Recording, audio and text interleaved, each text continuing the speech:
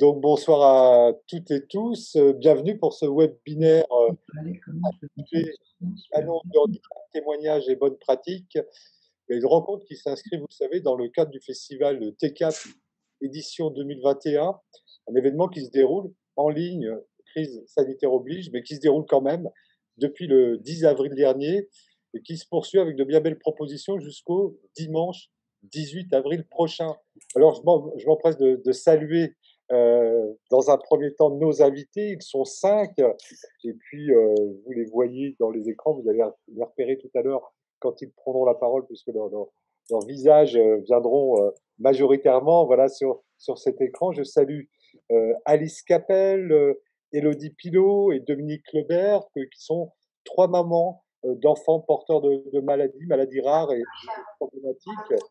3 femmes qui se sont investies, qui se sont engagées afin de trouver des solutions, afin de trouver de l'aide. On verra précisément comment dans quelques minutes avec vous 3, Alice et Dominique. Et puis dans un webinaire, une rencontre comme celle-ci, évidemment le regard médical des médecins est essentiel. Invité donc également pour cette rencontre la professeure ou le professeur, Sandra Mercier, elle nous dira ce qu'elle préfère. Bonjour professeur, vous êtes généticienne et clinicienne au CHU de Nantes et vous nous parlerez notamment des consultations simulées. Le docteur Miguel Jean est également des nôtres. Bonjour docteur Jean, vous êtes praticien hospitalier, donc le regard, l'expérience et puis là aussi les initiatives des médecins qui coopèrent avec les parents, les patients, on verra ça dans quelques minutes. On vous retrouve tous les 5 dans quelques instants. Mais la parole maintenant à Myriam Gravouille pour quelques mots d'accueil et de remerciement. À la suite de Myriam, nous retrouvons Olivier Rabalan. Myriam, c'est à vous. Bonjour à tous. On est vraiment enchantés de vous recevoir aujourd'hui pour ce deuxième webinaire. Le premier avait eu lieu sur le thème de la parentalité des personnes en situation de handicap. Et ça avait été vraiment très, très intéressant. On espère que vous aurez ce soir une aussi belle soirée. On n'en doute pas d'ailleurs. Enfin, en tout cas, nous, on a tout fait pour. Donc, moi, je suis coprésidente de l'association Grandir d'un monde à l'autre. On est 8 coprésidents dans cette association. L'association est née il y a à peu près une quinzaine d'années suite, en fait, à la naissance d'un certain petit Paul, dont on reparlera sans doute tout à l'heure. Et donc, c'est Olivier Rabalan qui sera également présent tout à l'heure, qui a décidé de mettre en place cette association avec différents amis, de manière à pouvoir témoigner de l'accueil de cet enfant, de 16 enfants en situation de handicap. Et puis donc il a écrit un livre et le but c'était de le faire éditer. Et puis finalement, du coup, il y a une petite maison d'édition qui s'est montée. On a maintenant une trentaine de références dans cette maison d'édition. Par ailleurs, donc l'association a beaucoup fait des colloques.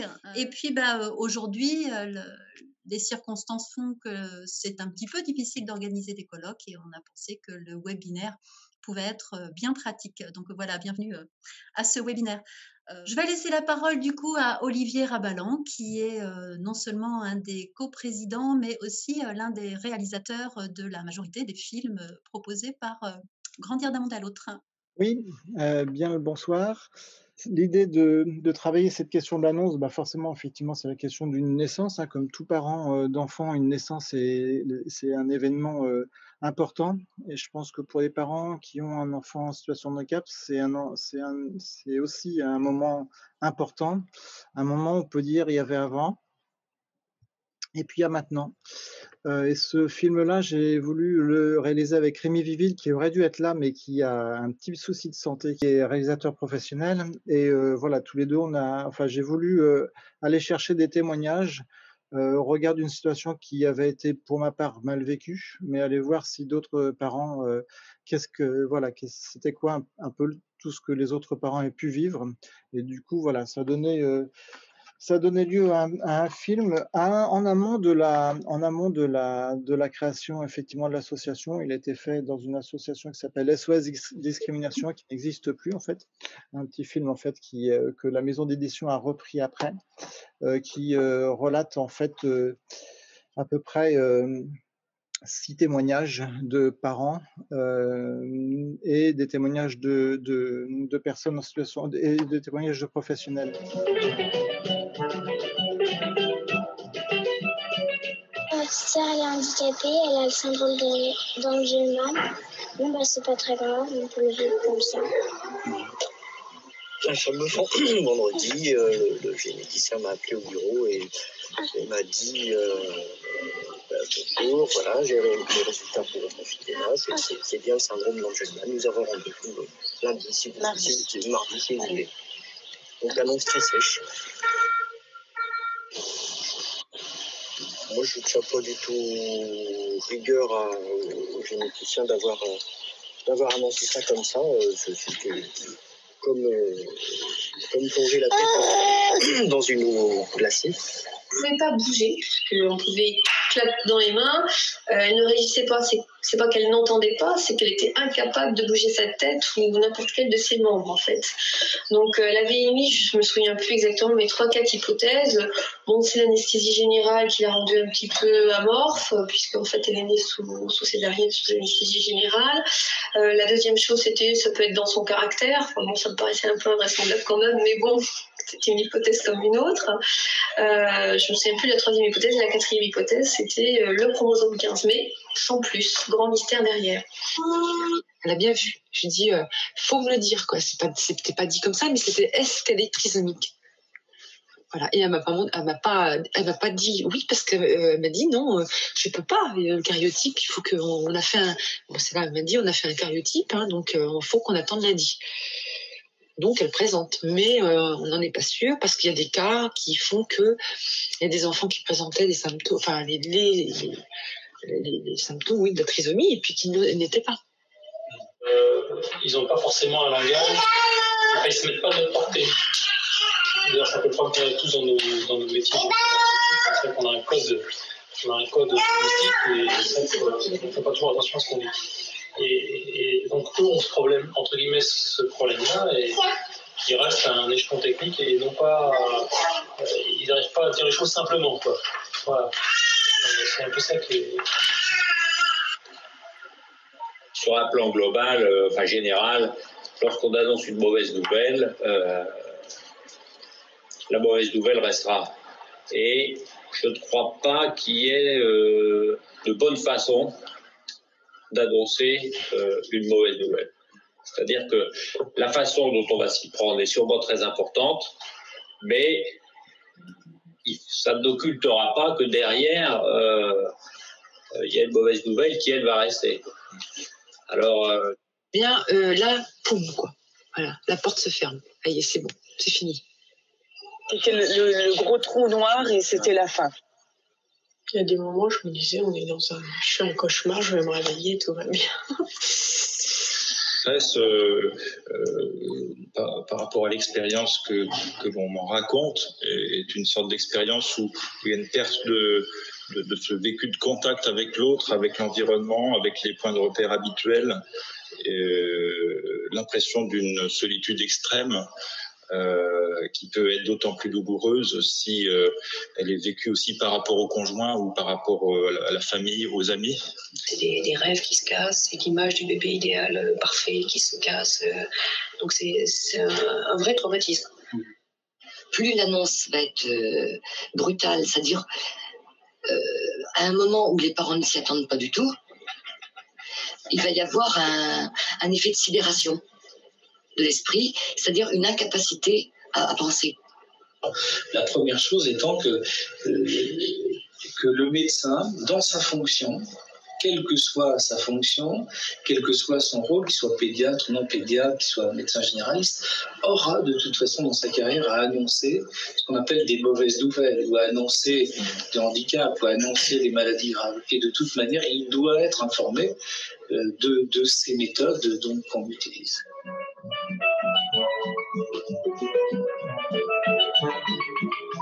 Qu'est-ce qu'on va pouvoir faire de lui? Qu'est-ce qu'on va pouvoir faire de nous? Pourquoi moi et pourquoi nous et pourquoi elle aussi et qu'est-ce qu'on va devenir? Pourquoi nous? On a l'impression que ça va. Pourquoi ça nous tombe dessus à nous?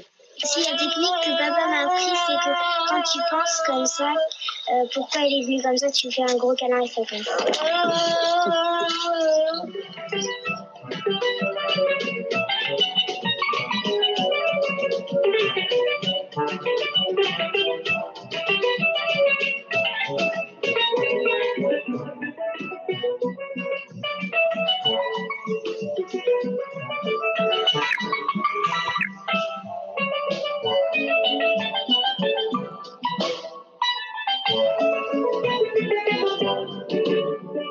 Merci pour cet extrait, Olivier. Tu voulais peut-être ajouter quelque chose par rapport à ce film qui date de 2004, qui marque le début d'une grande complicité d'ailleurs avec Rémi Viville, que je salue également. Oui, bah, effectivement, c'est un film qui, d'une certaine façon, est malheureusement toujours d'actualité, parce que il y a la question de l'annonce et puis il y a la question de la manière dont on voit le handicap et dont notre société, dont le regard du handicap par rapport à notre société. Et ce regard-là, ma foi, il a peu évolué.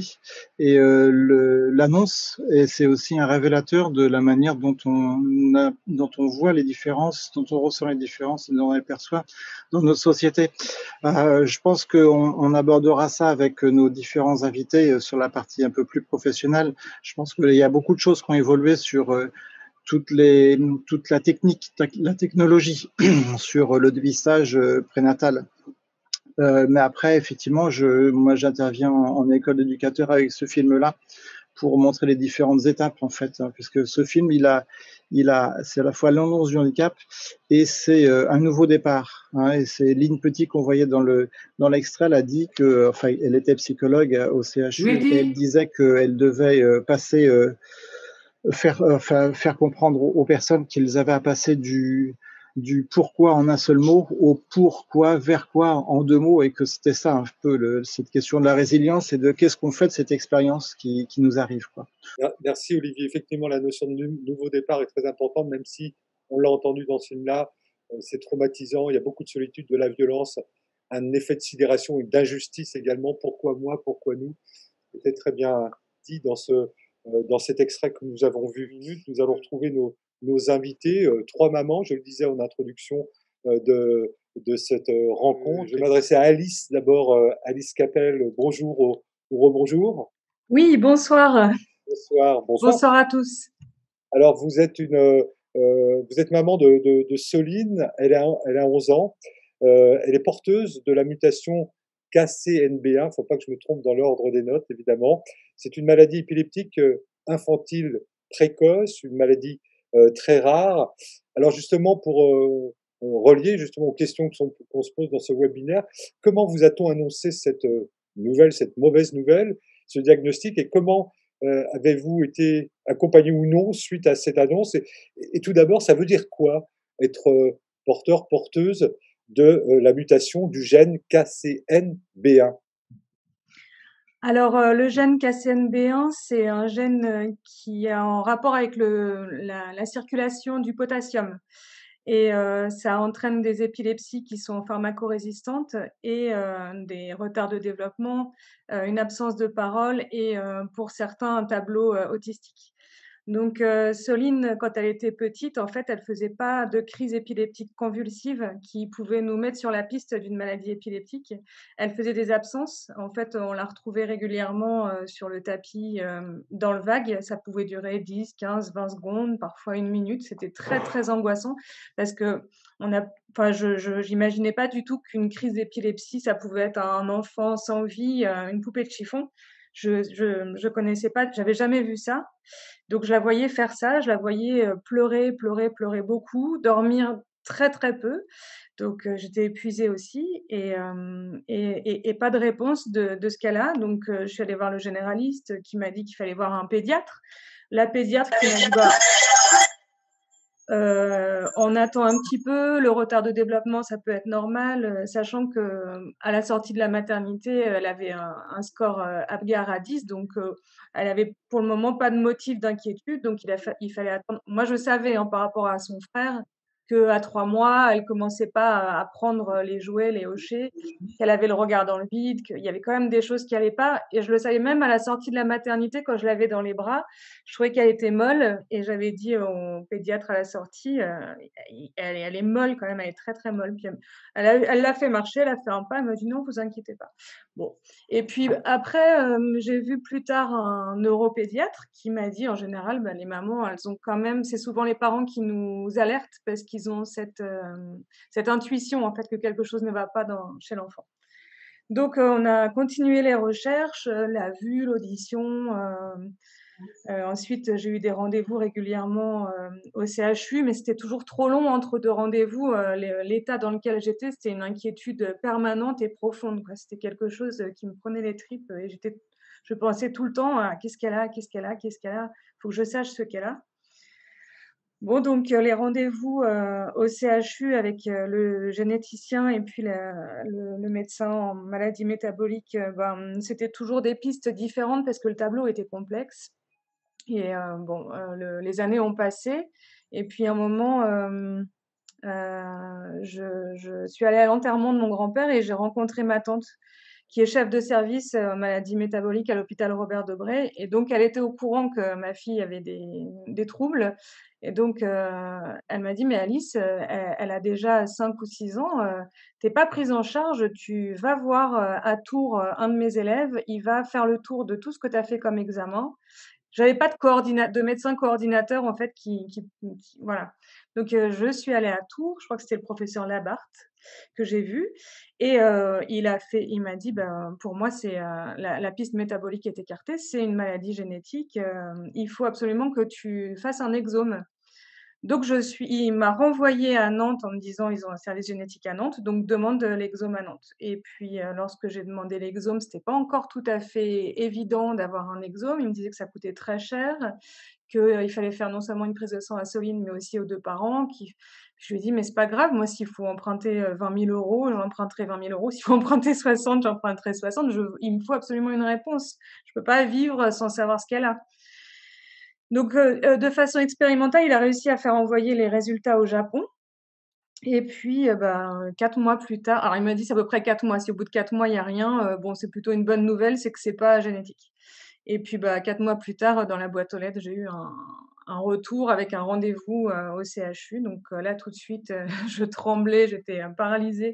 Donc j'ai appelé directement le généticien. Il m'a dit: On peut pas, c'est trop complexe pour en parler au téléphone, faut qu'on se voit». Donc là, les nuits ont été courtes, difficiles et entre 2, oui, j'ai pas spécifié que lorsque Soline a eu 4 ans, le couple a explosé parce qu'on était, tous les 2 sur un chemin différent. Moi, j'avais plutôt, vraiment besoin de comprendre ce que ma fille avait. J'ai enclenché des études de naturopathie, donc le week-end, j'étais partie, faire mes recherches pour comprendre comment fonctionnait le corps humain, ce que c'était, voilà, donc pendant 2 ou 3 ans, enfin 2 ans et demi, ça a duré. J'étais les week-ends, absente et puis, voilà, mon mari n'a pas trop suivi il était un peu dans le déni, et puis sans comprendre au niveau médical, les termes, il était complètement perdu. Donc, voilà.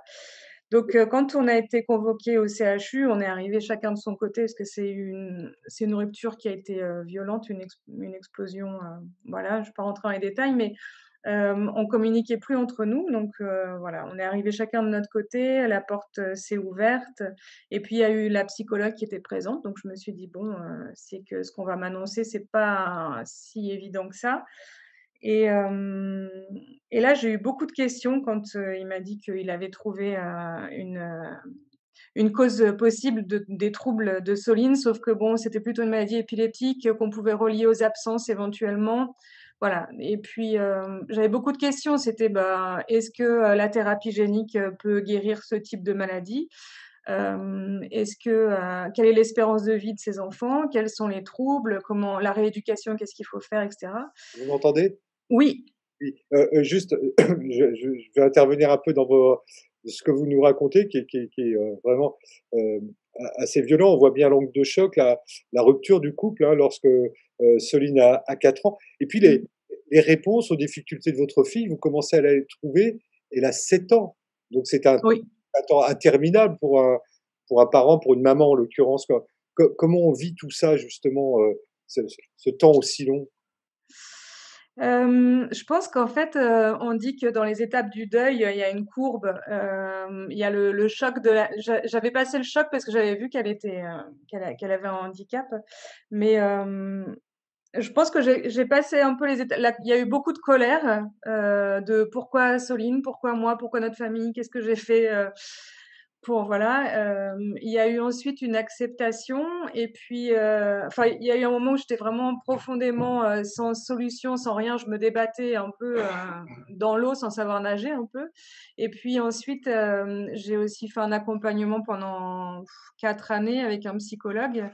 Hem Voilà, donc ça m'a beaucoup aidé aussi à prendre du recul et mais c'est difficile ce qui est difficile, c'est de pas pouvoir répondre aux questions qu'on nous pose en nous disant: «Mais qu'est-ce qu'elle a Soline?» Et ça, c'est une question qui était que je redoutais parce que je pouvais juste répondre: «Je sais pas» et moi qui ai besoin de savoir, besoin de connaître, besoin de voilà, j'avais pas de réponse et ça, c'était vraiment très, très dur. Je Alice, savais pas où aller. heu, je reviens à l'annonce elle-même, le jour de l'annonce, de ce diagnostic, on vous laisse finalement dans un grand désarroi, dans un grande solitude. Quand on a préparé cette rencontre, vous m'avez dit: «Mais j'aurais aimé qu'on me donne ne serait-ce qu'une plaquette où j'ai un numéro de téléphone», mais là, Mmh. rien, le vide sidéral. Mmh. Mmh. Cette dimension justement de cette épreuve, qui doit être insoutenable, bien sûr. Alors, j'ai entendu un moment la psychologue qui me disait, «Vous faites le mieux possible pour qu'elle soit heureuse» et j'avais pas du tout envie d'entendre ça parce que oui, je fais le mieux possible pour qu'elle soit heureuse, mais j'ai surtout des questions auxquelles je veux pouvoir répondre et à la fin, c'était: «Merci, au revoir» et la porte se ferme, mon ex-mari part d'un côté, je pars de l'autre et je me retrouve dans la voiture, au volant et avec enfin ça mes oreilles sifflaient quoi et je suis rentrée à la maison en mode pilote automatique. Je suis retournée au travail le lendemain et j'étais, là, quand on parle de sidération, j'étais en sidération totale et cette sidération a duré 2 jours. Pendant 2 jours, en fait, mon corps, mon cerveau, mon esprit était déconnecté de mon corps, en fait. Je savais ce qu'il fallait que je fasse, au travail, mais mon esprit était pas là. J'ai même perdu mon sac à main, j'étais à côté de la plaque et après, pchit, au bout de 2 jours, mon esprit est revenu dans mon corps et là, je pouvais plus bouger, j'étais paralysée, j'étais au bureau et j'ai dû appeler le 15 pour dire, «Là, je sais pas comment je fais pour rentrer à la maison. Je suis complètement, ça va pas là, je j'arrive plus à bouger» et c'est l'urgentiste, du service psychiatrique qui m'a dit, «Mais» je lui ai expliqué, elle m'a dit: «Mais vous avez, subi un traumatisme violent et vous êtes en état de choc» et quand elle m'a dit ça, en fait, la reconnaissance, le fait qu'elle reconnaisse, j'ai pu respirer, j'ai eu l'impression que ah oui, ça y est, j'étais reconnue dans ce que j'étais en train de vivre. Incroyable. J'aurais aimé sortir de ce bureau avec 3 choses, avec, un rendez-vous chez l'assistante sociale pour savoir comment ça marche le handicap, quelles sont les pistes éducatives, qu'est-ce qu'on peut faire.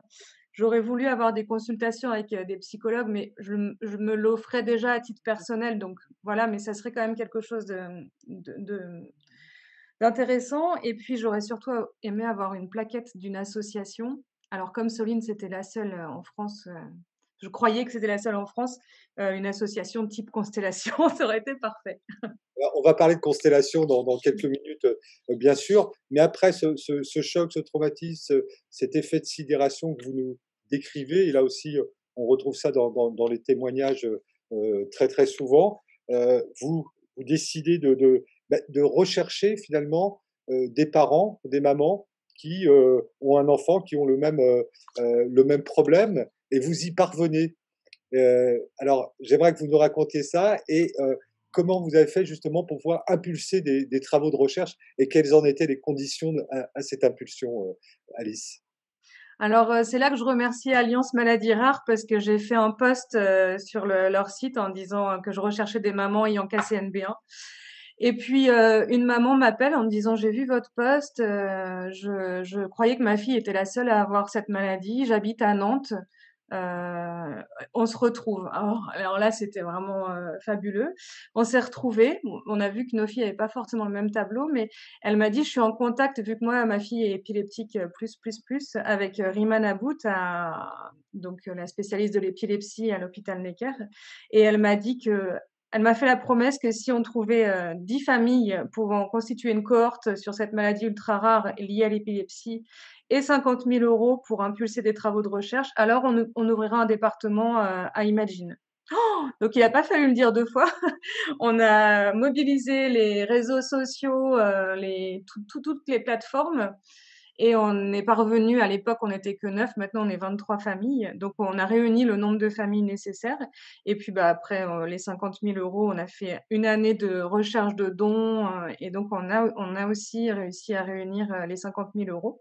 Donc bah, elle a tenu parole, et un département de recherche sur la maladie KCNB1, s'est ouvert il y a 2 ans. Donc ils ont pu, faire une littérature médicale sur la maladie dans un premier temps, et puis, bah, là, ils travaillent avec des zébrafiches, les poissons zèbres, bah, pour mettre en œuvre, éventuellement une thérapie génique et des pistes, thérapeutiques, à base de cannabidiol, entre autres. On voit bien ce parcours du combattant quand même pour arriver avec beaucoup de volonté évidemment, beaucoup de désarroi également qui peuvent être un moteur, voilà, mais en tout cas vous parvenez à impulser ces recherches pour, voilà que la recherche, puisse, commencer sur le KCNB1. On parlera, également de constellations, à moins que vous vouliez en dire, 2 mots Alice de cette association, de ce réseau d'entraide. Pour moi, c'est donc du coup, je travaille dans ce réseau d'entraide depuis le mois de septembre, et c'est un réseau qui est vraiment magnifique parce que, c'est des mamans qui vivent quelle que soit la maladie, parce qu'à un moment, je me suis dit: «Je préférais qu'on me dise qu'elle est trisomique». Je pourrais avoir une association sur la trisomie, ou enfin, je voudrais être dans une association de la même maladie. Mais en fait, que la maladie soit la même ou pas, le parcours du combattant, de la maman, enfin du parent est le même, c'est les dossiers MDPH, c'est les rendez-vous avec les spécialistes, c'est, les pistes thérapeutiques. Enfin, il y a tellement de choses qu'on partage, quasiment 80, quelle que soit la maladie, en fait. Et donc c'est un endroit où on se retrouve, on partage, librement, et dans une bonne ambiance conviviale, parce que c'est plutôt sympa, et on n'est pas en train de se larmoyer dessus en se disant: «Au secours, mon enfant ne va pas bien». Voilà, c'est un lieu qui est très, très riche, vraiment. Avec des mamans qui sont salariées, avec une organisation du travail très souple justement, qui permet de répondre aux contraintes qu'on imagine, heu, vu la situation. Complètement. Merci Alice pour ce témoignage, je vais passer la parole, tout de suite à Élodie, Pilaud. Vous êtes la maman de Marcia, Élodie, et rebonjour, rebonsoir. Marcia, elle est porteuse du syndrome d'Angelman. C'est une maladie, beaucoup plus documentée que sans doute le gène dont on a parlé, avant avec Alice. Vous aussi, vous avez été confrontée à cette situation, douloureuse à l'annonce du diagnostic concernant votre fille. Alors vous allez nous apporter votre témoignage dans quelques instants, mais là aussi quelques mots auparavant sur ce que c'est, que le syndrome d'Angelman, comment ça se manifeste? Oui, alors le syndrome d'Angelman, c'est une maladie génétique qui est liée à une mutation, ou plus communément à une délétion sur le chromosome 15. Euh, les tableaux cliniques peuvent être variés selon les enfants. Globalement, c'est un déficit moteur et un déficit mental important. La majorité des enfants et des adultes sont non-verbaux. Ils ont des capacités de communication autres, mais ils ne sont pas verbaux. Une épilepsie aussi qui est quasiment présente chez toutes les personnes porteuses du syndrome d'Angelman, plus ou moins résistante. Marcia, on a la chance qu'elle soit plutôt stabilisée, c'est pas le cas de toutes les personnes. Des difficultés motrices, comme je vous l'ai dit, il y a des enfants qui marchent, d'autres qui ne marchent pas. Ma fille ne marche pas, par exemple. Il y a aussi des pistes de thérapie génétique qui sont prometteuses, mais on n'en est pas là. Là, on est plutôt dans tout ce qui est rééducation et suivi éducatif. Alors, même question, que pour, la question que j'ai posée à Alice et que je poserai tout à l'heure à Dominique également. Cette annonce de cette maladie, de cette pathologie, comment ça s'est passé pour vous avec la même violence, même désarroi ressenti à l'annonce? Racontez-nous un petit peu comment ça. Alors, l'annonce du handicap, de mon côté, elle est différente de celle d'Alice parce que Marcia, moi, déjà, c'était notre première fille. On était assez jeunes. On n'avait pas forcément d'autres enfants dans notre entourage proche, de bébés. Et donc, quand elle est née, c'était le bonheur. C'était un petit bébé souriant. Euh, alors, elle dormait pas beaucoup. Elle pleurait. Mais bon, comme tous les bébés, hein, on pensait, un bébé qui dort pas, qui pleure pas. Et puis, c'était vite l'été, donc on est parti, on a voyagé avec elle. Après, les pleurs se sont calmées, elle dormait toujours très, très peu. Mais c'était un bébé plutôt calme. Et ensuite, elle est rentrée à la crèche, elle a eu 6 mois. Donc, elle est rentrée dans une crèche municipale classique à Paris. Moi, j'ai repris le travail. Et en fait, à la crèche, c'est à la crèche petit à petit qu'ils ont commencé à nous alerter. Mais c'est pas leur rôle, donc sans poser de mots précis, mais la diversification, c'était compliqué. Le contact avec elle, c'était pas évident. Elle regardait pas vraiment dans les yeux. Notre pédiatre, à côté de ça, nous rassurait complètement. Il n'y avait pas de problème, elle grossissait bien, elle grandissait bien. Comme Alice, hein, un enfant, ça peut avoir des phases de développement différentes. Donc, bon, bah, peut-être qu'elle se concentre sur autre chose, le reste viendra. Voilà. Et puis, quand même, la pédiatre de la crèche a insisté pour nous recevoir. Euh, Au début pour parler d'alimentation, et puis très vite, quand même, elle nous a orientés vers une psychologue dans un centre médico-psychologique. Sans nous dire vraiment, elle, c'est ce qu'elle soupçonnait. En fait, cette psychologue, moi, je l'ai googlisée avant d'aller au rendez-vous. C'était une psychologue qui était spécialisée dans les troubles de la détection précoce de l'autisme. Donc, j'y suis allée seule à ce rendez-vous avec ma fille, avec Marcia qui avait 7 mois peut-être à l'époque. Je crois que c'est le plus mauvais souvenir que je garde de tout mon parcours avec elle, parce que un rendez-vous très froid qui était filmé avec une étudiante en même temps, enfin bref. Et puis à la fin du rendez-vous, bah, moi j'attendais déjà une réponse, j'attendais quelque chose, même si j'avais à ce moment-là, on a très envie de croire que tout va bien. On est quand même un peu déjà engagé dans ce parcours-là. Donc à la fin, je demande à cette dame, alors est-ce que vous pensez qu'elle est autiste? Moi, je débarquais hein, dans le monde du handicap, donc pour moi un diagnostic pouvait se poser comme ça. Et elle me dit: «Écoutez, non, je pense qu'elle est pas autiste, mais un enfant qui regarde comme ça est un enfant qui ne va pas bien». Parce qu'elle avait un petit strabisme, bon OK, mais pas plus de réponse. Donc je retourne voir mon pédiatre qui était endocrinologue à Debré, à Robert Debré à côté, et qui me dit toujours, il y croyait pas du tout, il me dit: «Écoutez, la crèche quand même, il pousse un peu, moi j'ai ma collègue, je vais vous envoyer faire une petite consultation d'une demi-heure chez ma collègue neuropédiatre à Debré, comme ça on va lever les doutes». Donc je vais à cette consultation, Marcia, toujours, hein, 7 mois et quelques. Et là, et ben, tout de suite, la neuropédiatre, moi j'y allais en attendant qu'on me donne un papier: «Votre enfant est normal et puis ça va être réglé». Et tout de suite, elle me dit: «Écoutez, non, vous voyez bien qu'il y a un souci?» «Non, je vois pas». Elle dit: «Regardez, son sourire est trop grand, les positions de sa main, sont pas normales». Elle avait la main un peu, comme ça. Donc on va faire des examens. Mais on va d'abord se concentrer, alors je sais plus comment elle me le dit, on va d'abord se concentrer sur les maladies métaboliques. On va pas tout de suite parler des choses qui fâchent. Les choses qui fâchent, en fait, c'était les maladies génétiques, mais je le savais pas. Donc Marcia a été hospitalisée 1 semaine à Robert Debré, en service de neuropédiatrie. Quand on arrive avec son petit bébé tout frais, tout mignon, on connaît rien au handicap, ce qui était mon cas, hein, dans ma famille, dans mon milieu professionnel. Enfin, je n'avais pas été confrontée au handicap, et qu'on se retrouve en neuropédiatrie à Robert Debré, bah, c'est costaud, et c'est violent. Et puis l'hospitalisation en elle-même est violente, hein. C'est 1 semaine d'examen, ponction lobaire, scanner, IRM, le défilé des internes qui me font raconter l'anamnèse 15 fois de suite, c'est-à-dire comment s'est passée la grossesse, comment s'est passé l'accouchement. Je pense vraiment que je leur raconté 15 fois, c'est pas exagéré comme chiffre. Et donc à la fin de cette hospitalisation, retour des résultats, rien de probant à ces examens-là. Donc elle enclenche sur des examens génétiques, et elle nous dit, à ce moment-là, on va se concentrer sur 2 chromosomes, le chromosome 15 et un autre. Je me souviens plus de l'autre. Mais je rentre à la maison, donc elle nous fait à Marcia, elle fait une prise de sang, à mon mari et à moi, et les résultats, c'était 3 mois après. s'il y avait un retour sur ces chromosomes 15. C'était long. Donc, j'avais retenu le numéro des chromosomes, donc je cherche et je trouve syndrome d'Angelman et un autre syndrome qui est une maladie neurodégénérative. Donc pendant ces 3 mois, on processe dans sa tête, moi différemment de mon mari, c'est-à-dire que pour lui, il y avait toujours pas de problème, de toute façon ça servait à rien d'anticiper. C'est pas du tout un reproche, hein, que je fais, mais c'est juste pour expliquer que nos parcours ont été différents. Ça servait à rien d'anticiper. Ça n'a pas été jusqu'à la rupture avec votre époux? Non, non, pas du tout. Et après j'ai compris que ça avait été une chance de pas faire ce chemin en même temps, en fait.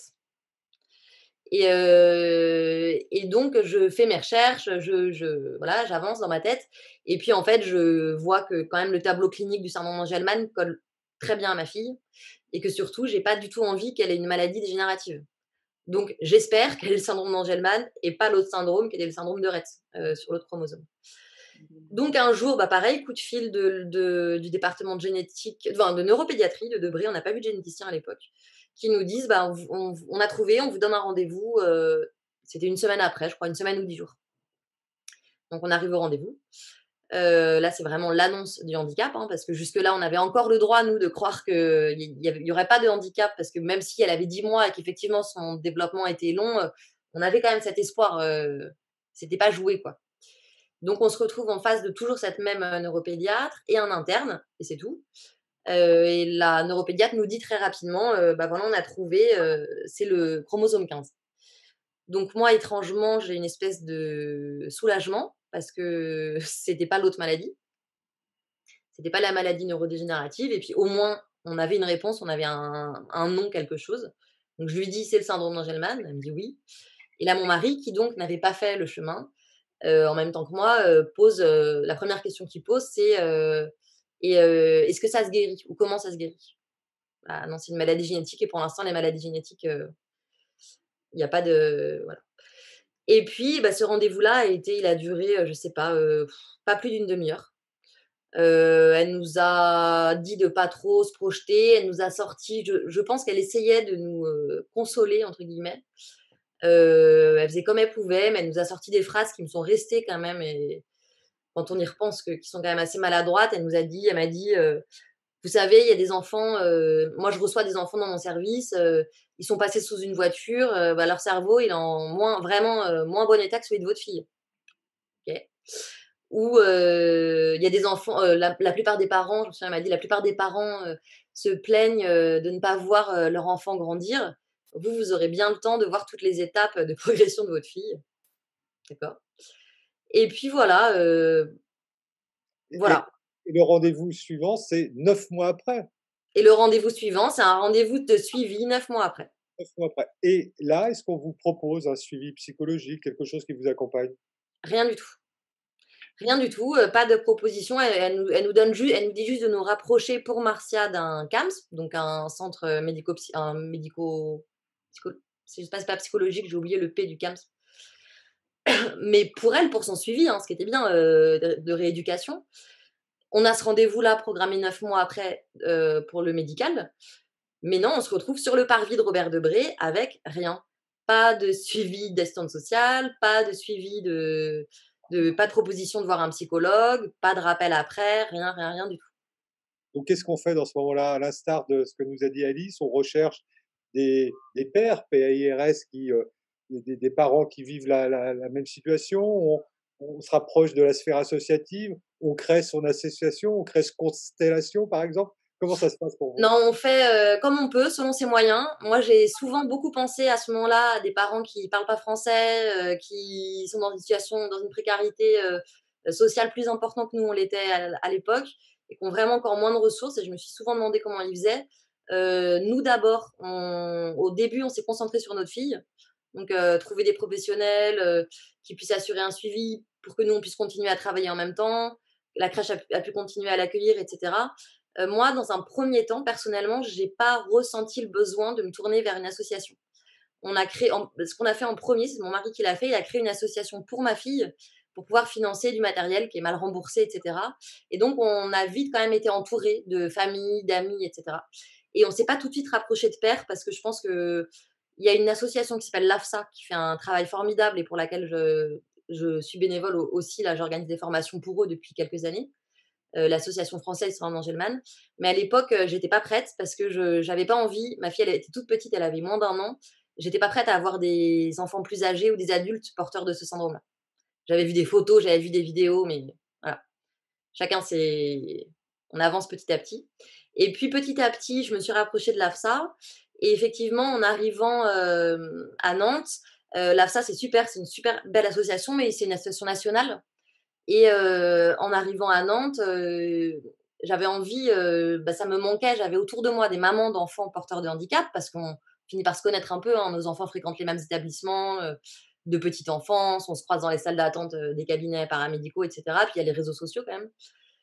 J'ai fait une belle rencontre en arrivant à Nantes notamment, c'est Clotilde Josso qui n'est pas maman, mais qui est une jeune professionnelle du médico-social et qui a réuni autour d'elle plusieurs, mamans, et qui nous a parlé, d'abord d'un organisme communautaire québécois qui s'appelle l'Étoile de Pachot, qui est un réseau d'entraide pour parents d'enfants handicapés et qui avait très envie, de reproduire ce modèle en France et donc on s'est lancé à plusieurs mamans, avec Clotilde et donc on a lancé l'aventure, Constellation en 2019.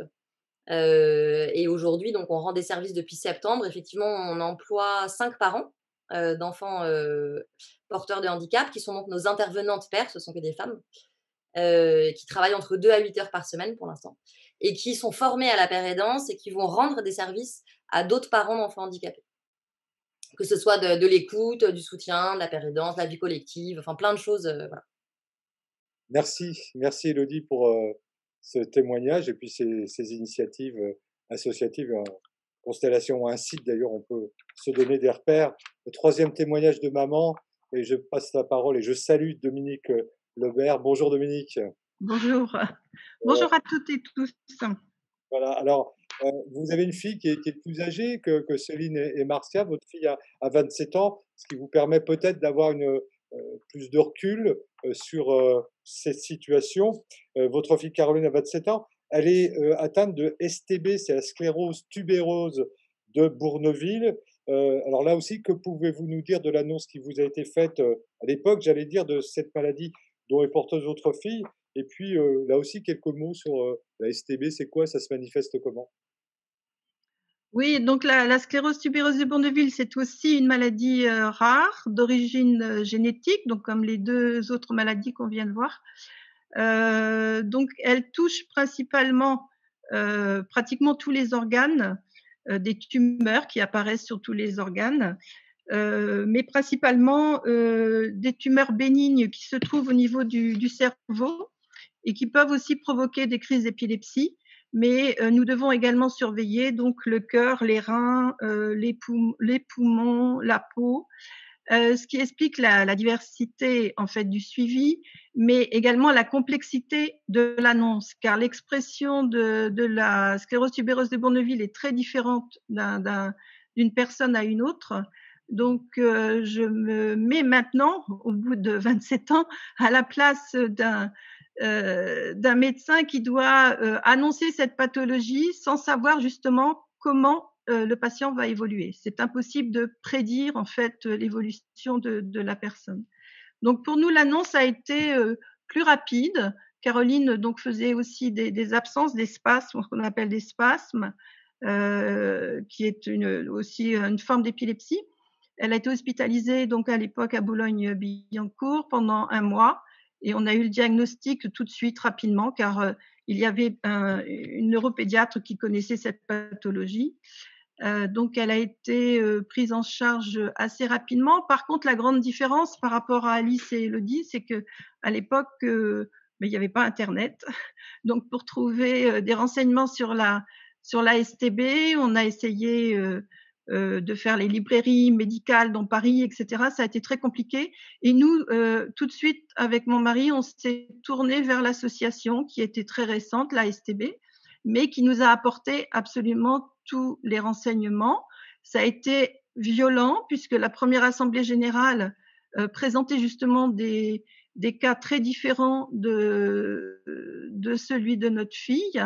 et on se demandait comment elle allait évoluer. Est-ce qu'elle allait évoluer vers une situation très grave ou pas, ou comment ça allait se passer. Donc là, c'est vrai que non seulement, bon, au moment de l'annonce, comme on l'a si bien dit là depuis tout à l'heure, on est sidéré, mais on se pose beaucoup de questions en fait sur l'avenir. Moi, ce que je voudrais dire là, avec mon recul aussi, c'est que cette annonce, en effet, là, on l'a le jour J, hein, le jour où on nous annonce. Là, en effet, moi, on avait de la chance, c'était un diagnostic, en fait, une maladie qui était déjà connue. Mais c'est Caroline, elle va avoir 27 ans et c'est 27 ans d'annonce, en fait.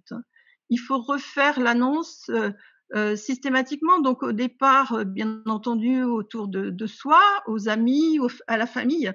Mais ensuite, quand il y a une entrée en établissement, quand il y a un changement, passer de l'IME à l'ESAT, quand on veut les inscrire, essayer de les inscrire à des activités. En fait, cette annonce, en plus, là, c'est à nous de la faire, nous parents. Et puis, bien entendu, la faire aussi à son enfant, quand il commence à comprendre ou commence à voir la différence par rapport aux autres de son âge, etc. Donc, c'est vrai que c'est vraiment une annonce permanente, je dirais. C'est pas une annonce uniquement le jour J. Heureusement, on chemine. Alors, on chemine toutes différemment. Ça a été bien expliqué. Moi, ce que j'ai fait, c'est que je me suis justement lancée dans les associations et j'ai pris des responsabilités au niveau de l'ASTB, l'association de la maladie de ma fille, au niveau de l'Alliance Maladies Rares, pour justement accompagner les nouveaux parents par rapport à cette annonce. Donc c'est vrai que je reviendrai à ce qu'on a vu tout à l'heure par rapport au film qu'Olivier a présenté. Certes, il n'y a pas de bonne façon, comme disait le docteur David, peut-être pas de bonne façon d'annoncer une mauvaise nouvelle, mais on sait quand même mieux faire. Et c'est vrai que, bon, on en parlera tout à l'heure avec Sandra, mais on évolue quand même. Il y a justement toutes ces colloques sur l'annonce, ce film qu'Olivier a pu faire, etc. Ça n'existait pas à l'époque quand Caroline est née. Mais on a la chance, en fait, de pouvoir aussi évoluer. Et on est devenus, nous, parents, le grand changement, c'est des partenaires par rapport aux professionnels.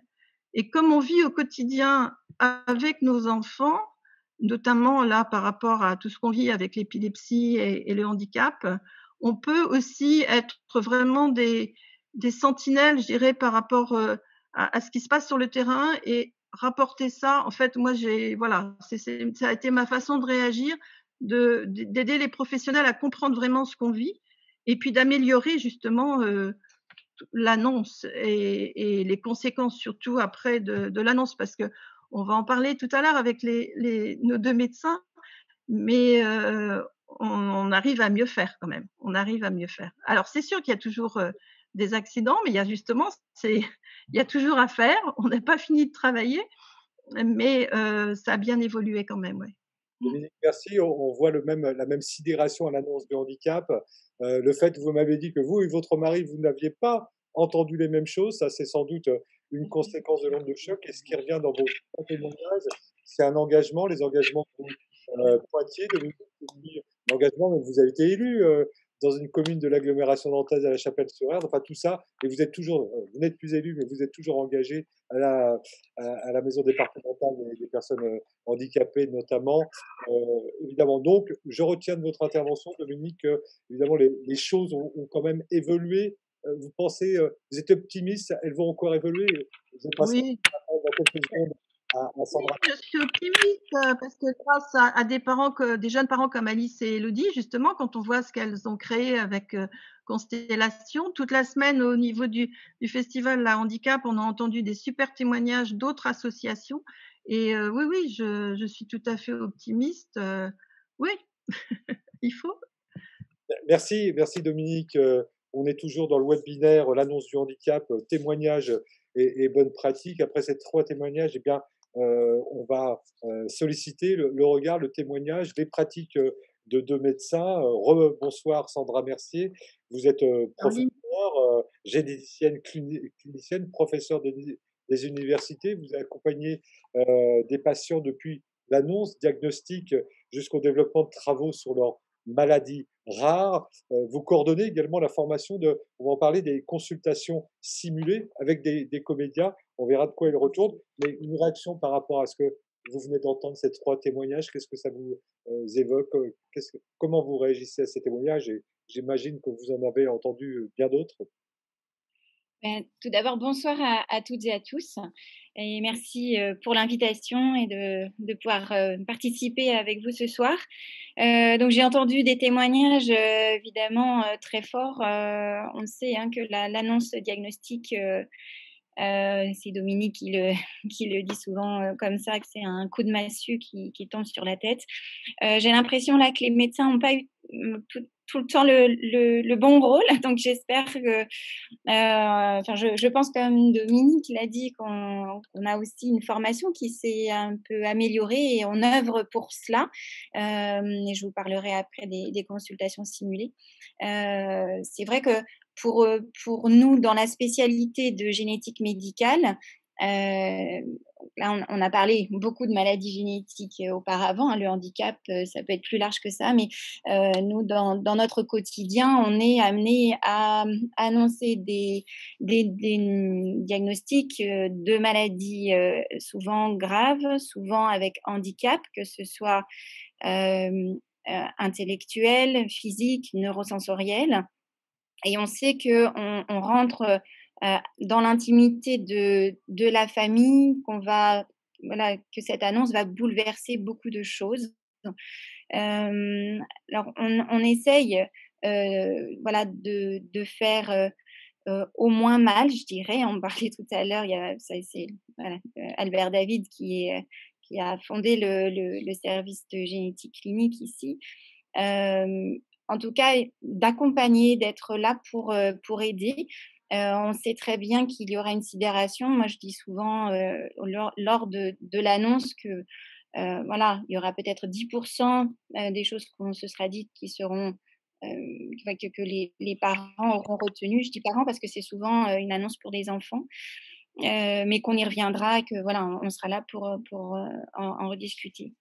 Il y a des choses quand même qui ont changé. On a la chance d'avoir des psychologues dans le service. Malheureusement, pas suffisamment de temps de psychologues, autant qu'on voudrait. Mais pour des annonces comme les pathologies dont on vient de parler, on consulte avec notre psychologue qui se rend disponible pour revoir les patients à la suite. On donne maintenant une plaquette pour dire on a fait ce diagnostic, on donne donc le nom qui est souvent compliqué, ou alors maintenant on fait le diagnostic de plus en plus de maladies ultra rares qui ont été diagnostiquées grâce au séquençage d'exomes ou de génomes. Donc, on donne le nom du gène, comme on a parlé tout à l'heure, Cassenbin. Donc, on va noter bien le nom de la maladie, et puis on donne les coordonnées de la plateforme régionale d'information et d'orientation pour les maladies rares. Dominique reviendra peut-être sur cette plateforme, puisqu'elle y contribue beaucoup, dans cette équipe, il y a notamment une assistante sociale. On n'a pas, nous, une assistante sociale dans notre service, malheureusement. C'est le cas dans certains services de génétique. Mais au moins, on peut apporter ce soutien-là. Et puis, pour les associations de patients, donc il y a l'Alliance Maladies Rares, on en a parlé. Il y a Constellation dont nous avons eu connaissance. Et puis, il y a de plus en plus même pour les maladies, je dirais, ultra rares, de groupes Facebook, alors qui peuvent être à l'international. Et donc ça, c'est aussi limité. Ça peut limiter des parents qui ne maîtrisent pas bien l'anglais, ou c'est vrai que c'est plus compliqué. Mais on essaye d'accompagner, on va dire, au mieux, et puis de leur dire qu'ils ne sont pas seuls, même si la maladie, elle est ultra rare. Les difficultés, on en a parlé tout à l'heure, les difficultés de l'enfant peuvent se ressembler, même si la cause n'est pas la même, si l'anomalie n'est pas dans le même gène. Professeur Sandrine Mercier, parlons de ces consultation simulée. Là aussi, c'est une façon de quoi? De pallier à la formation initiale des internes ou des médecins. C'est quoi une consultation simulée? Enfin, on le devine de par l'intitulé, mais comment précisément ça se passe? Quels en sont les protagonistes? Alors, il faut savoir qu'à Nantes, la faculté de médecine de Nantes a été assez précurseur, pour, la mise en place des consultations simulées qui se font avec des acteurs professionnels. Donc le but, c'est vraiment de travailler la relation médecin-patient. Et ça fait plus de 10 ans que ça a été mis en place, à Nantes et donc c'était avant que moi je n'arrive, à Nantes et je me suis en fait, bien basée sur cette expérience, en me disant: «Beh, vraiment, je pense que dans nos consultations, psychologiquement peuvent être très, très délicates et ces annonces, que l'on doit faire, eh bien, il vaut mieux s'exercer en simulation une première fois avant de le faire en vrai et donc voilà, j'ai proposé, de coordonner cette formation puisque je fais partie du Collège, national des enseignants, en génétique et tout le monde, a été très, très favorable à l'idée de monter ces consultations et je vous ai fait une petite, Oui, je vous ai mis quelques photos pour vous montrer. Olivier est en train de nous caler ça. Alors, décrivez-nous là Donc on a en fait, la chance à la faculté d'avoir, 8 petites salles de consultation. Vous voyez là sur la photo à gauche, mais c'est vraiment comme une salle de consultation. On a le bureau, pour le médecin et puis, même la table d'examen, derrière. Alors il y a un enregistrement vidéo pour, chaque salle et on peut faire passer donc les étudiants, par 8, en parallèle, au maximum. Donc, pour cette formation, donc elle est proposée à tous les internes de génétique en France. Donc, ils se déplacent de l'autre bout de la France pour venir jusqu'à Nantes. Et ils ont donc des consultations simulées avec des scénarios qui ont été rédigés par des médecins ou conseillers en génétique, donc où je supervise, et en partenariat avec des associations de patients. Donc Dominique Lebert avait pu contribuer. Et donc, à la suite de leur consultation, ils ont au total 1 heure et demie de consultation, avec 2 ou 3 consultations suivant les thèmes. Et ils ont un débriefing personnalisé qui est fait par les comédiens qui vont réagir, eux, en tant que patients, leur jeu de patient, comment ils ont perçu les choses, comment ils ont reçu les choses. Et ensuite, on reçoit le groupe des 6 à 8 internes qui viennent de faire les consultations simulées. On les reçoit en débriefing de groupe. Donc, vous avez l'image en dessous. Donc, on est quand même assez nombreux, mais il y a donc de multiples intervenants entre les personnes qui ont rédigé les scénarios. Il peut y avoir notre psychologue qui est là. Également, les associations de patients, on aperçoit Dominique au tout premier plan. On a fait appel voilà, à certaines associations en lien avec les thématiques de préférence. Et puis, un binôme de comédiens qui sont là pour justement alimenter le débat de ce qu'ils ont eux vécu, et puis nos internes. Et ce débriefing est animé par une personne qui est formée en communication, qui connaît bien voilà, la relation médecin-patient. Le but, c'est de pouvoir analyser les situations de blocage éventuelles et de proposer des solutions pour comment voilà, refaire, pour une prochaine fois, comment améliorer. Et on a aussi mis en place des ateliers de, on va dire, coaching qui sont faits justement par cette personne pour un petit groupe d'internes où ils vont retravailler des situations qui leur ont posé problème lors des consultations. Est-ce qu'il y a une résistance ou, à contrario, une adhésion des internes à passer par ce prisme de la consultation simulée, professeur Mercier? Alors, on a mis en place les premières sessions en 2018, pardon, et on a eu d'emblée un retour, mais extrêmement positif. Hein, c'est pas du tout pour. Je suis assez convaincue de cette formation, évidemment, puisque en fait, j'aurais bien aimé moi la voir quand j'étais interne. Donc, évidemment, je suis convaincue. Mais malgré tout, on a reçu des retours qui étaient même encore plus positif que ce à quoi je m'attendais. Et je peux peut-être vous lire quelques verbatim si vous voulez bien, d'internes, pour voir ce que ça leur a apporté. Certains avaient mis le débriefing avec l'acteur apporte un regard extérieur, non médical, sur notre attitude vis-à-vis du patient. Il s'agit d'un regard proche de celui qu'aurait un vrai patient, que l'on n'a quasiment jamais l'occasion d'avoir. Le débriefing permet une meilleure remise en question de notre attitude et de notre discours. Donc, un autre interne soulignait qu'il y avait une meilleure compréhension des informations qu'attend le patient. Et puis, ceci permet d'avoir le point de vue du patient qui peut relever des éléments dont on n'a pas forcément conscience ou permet d'insister sur des points essentiels à améliorer. Et un autre interne mettait « J'apprécie que même les critiques ont été associées à des conseils constructifs ». Donc, je pense qu'ils ont apprécié cette formation. Les professionnels qui y ont participé aussi. Parce que c'est vraiment un lieu d'échange et de partage d'expérience aussi entre nous qui avons un peu plus, plus de recul. Et puis les parents, les associations de patients qui viennent aussi témoigner, comme là vous l'avez fait tout à fait de manière très sincère. Et ça, voilà, c'est un message qui reste.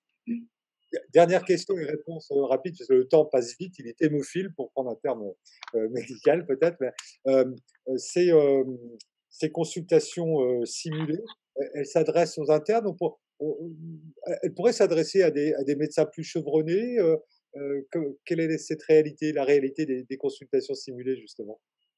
Alors oui, tout à fait. Elle pourrait aussi être proposée à des médecins déjà en exercice. C'est fait dans d'autres spécialités.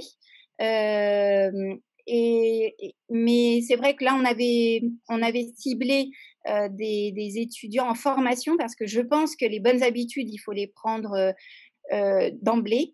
Et c'est vrai que voilà, avec l'expérience, il y a quand même des choses qu'on a fini par apprendre, mais si on les a avant de faire les premières annonces, je trouve que c'est encore mieux. Donc c'était notre priorité. Après, on manque aussi un peu de ressources de notre côté parce qu'on est assez débordé et donc ça prend beaucoup de temps à organiser toutes ces formations. Et je voulais insister juste aussi sur une chose, c'est que il y a la réforme des études médicales actuellement sur les 3 cycles en parallèle, ce qui n'est pas si simple. Je pense que vous en avez peut-être entendu parler. Et la simulation est vraiment mise au premier plan, alors plutôt en 3e cycle, mais quand même en 2e cycle. Et la relation médecin-patient, l'annonce d'une maladie grave ou de la situation de handicap font partie des objectifs du programme de 2e cycle, donc de tout médecin, pas seulement les spécialistes. Merci, professeur Sandra, merci. Voilà, Merci à vous. vous en parler beaucoup plus longtemps, mais je vais passer la parole au docteur Miguel Jean. On est toujours dans ce webinaire, l'annonce du handicap, témoignages et bonnes pratiques. Alors, docteur Jean, vous êtes praticien hospitalier au CHU de Nantes, ex-chef de service de biologie et de médecine de la reproduction. Vous dirigez actuellement la consultation d'éthique du CHU de Nantes et puis vous êtes directeur de l'espace de réflexion éthique des Pays de la Loire. Alors, docteur Jean, vu de votre fenêtre, pour le dire trivialement en quelque sorte, cette question de l'annonce du handicap, de la nouvelle, la mauvaise nouvelle, est-ce qu'on avance vers du mieux? Qu'est-ce qu'il faudrait pour qu'on avance plus vite vers du mieux? Quel est votre regard justement sur cette question éminemment importante pour les personnes qui sont touchées par cette question-là? Et les médecins peuvent être touchés, évidemment, on l'imagine aussi. Docteur Jean, vous m'entendez? Avec votre micro, vous n'avez pas dû l'allumer. Voilà. J'avais débranché mon micro, pardonnez-moi. Donc, merci aux organisateurs, merci à Olivier de m'avoir invité à partager ces moments riches. Depuis le début de ce webinaire, on apprend plein de choses, c'est très sincère, c'est fort, c'est fort. Ça ne peut pas laisser indifférent. Pour revenir à ce que disait Sandra, là, et je rejoins l'optimisme que évoquait Dominique aussi. Les choses bougent dans le bon sens. Et la réforme des études médicales va dans le bon sens de ce point de vue de la relation patient-médecin, soignant-soigné, et notamment à travers l'annonce d'une mauvaise nouvelle et d'un handicap, c'est le thème de la soirée. Pour vous dire comment les choses évoluent, dans une semaine, je vais participer à une épreuve d'examen de sémiologie, c'est-à-dire l'étude des signes des maladies, et on va recevoir, je vais jouer le rôle alors je ne suis pas comédien professionnel, mais je vais jouer le rôle d'une patiente qui a un motif de consultation, qui vient voir un médecin, et je vais, parmi les signes que va devoir détecter le jeune étudiant de 3e année, devoir évaluer sa capacité à interagir avec le patient, devoir évaluer la façon dont il se présente, dont il accueille la parole du patient. Ça, c'est très récent, hein. Ça n'existait pas il y a quelques années, cette composante, on va dire, humaine dans la relation de soins. Donc, voilà, c'était juste pour dire qu'on allait plutôt dans la bonne direction. Et puis, pour réagir au film d'Olivier, j'ai été content de revoir Albert dans les images, là, et ça m'a fait plaisir de l'entendre parler. Et je suis assez d'accord avec lui. Il n'y a pas de bonne façon d'annoncer une mauvaise nouvelle. Mais par contre, je pense qu'il y a des mauvaises façons. Et c'est là-dessus qu'il faut peut-être travailler, parce que dans les témoignages d'Élodie ou d'Alice ou de Dominique, on a pu discerner, on va appeler ça des maladresses pour rester aimable, mais les médecins sont parfois maladroits. Et dans la façon qu'on peut imaginer de progresser, ça serait peut-être de réussir à gommer ces maladresses qui sont liées parfois à l'ignorance, parfois à l'inexpérience, parfois au malaise. Et là aussi, on peut travailler. On peut travailler sur la façon dont est perçu le handicap, la stigmatisation du handicap dans la société. Ça irrigue aussi les amphis de la médecine. Ça irrigue aussi les futurs médecins. Et on a peut-être tous, collectivement, à les accompagner dans cette déstigmatisation. Je ne suis pas sûr que le mot existe, mais on va dire qu'il existe. Et donc, la relation de soins, c'est la rencontre de deux singularités. La singularité du patient, mais aussi la singularité du soignant. Et ça, il faut l'intégrer. Et puis, dans les progrès qu'on peut imaginer, et puis là, on va donner un petit peu un coup de pied dans l'institution hospitalière. Pour améliorer les choses, il faut qu'on puisse travailler sur la temporalité. C'est-à-dire qu'on puisse se rendre disponible à des moments où les patients ont besoin de nous parler. Il faut que dans les services, on puisse avoir des psychologues. Il faut que dans les services, on puisse avoir des assistantes ou des assistants sociaux. On veut bien faire des efforts sur la formation des médecins, et on a du boulot, mais il faut aussi qu'on soit dans une institution qui soit aidante dans cette direction en donnant les moyens. Alors, je ne suis pas en train de faire la révolution et de dire que tout va mal. Il y a des choses qui vont très bien, mais là, ce sont peut-être des leviers qu'on pourrait mobiliser parce qu'on a réussi à les identifier et qui pourraient peut-être améliorer un petit peu la relation de soins et justement cette annonce d'une mauvaise nouvelle et d'un handicap en particulier. Docteur Jean, l'institution hospitalière, à l'hôpital, elle est maltraitante pour on l'a bien vu dans les témoignages, pour les patients, leur entourage, mais aussi pour les médecins. On est quand même dans cette situation-là. C'est pas le mal d'un côté et quelque chose de différent en face. On est bien dans ce maelstrom-là. Oui, et puis il n'y a pas que les médecins. Les soignants ne se limitent pas aux seuls médecins. Les soignants, c'est une équipe qui veille à cette prise en charge et à cet accompagnement. avoir plus de moyens, c'est un peu compliqué quand on voit l'hôpital. Je ne veux pas faire de politique, mais la situation de l'hôpital public très, très largement.